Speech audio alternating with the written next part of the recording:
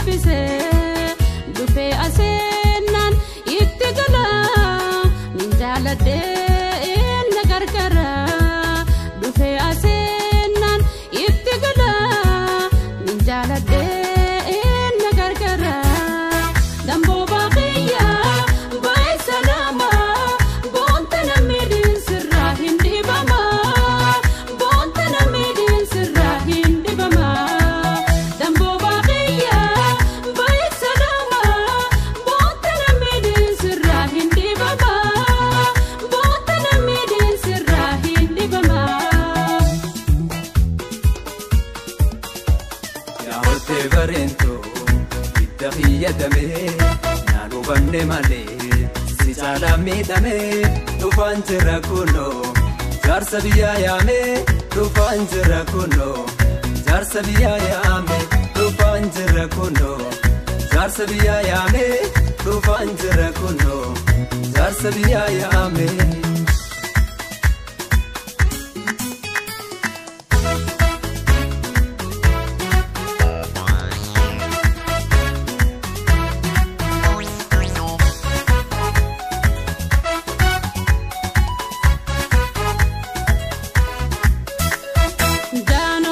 Jano jano jano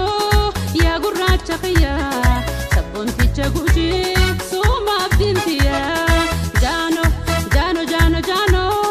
ya gurracha aya toki chaborana yon sarkadem faya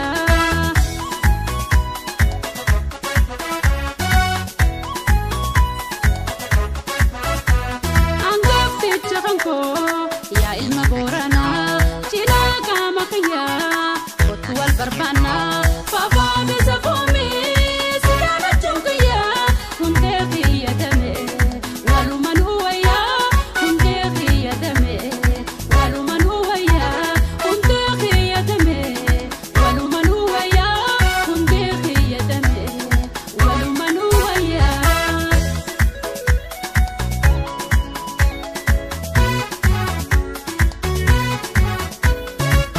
nafbekhime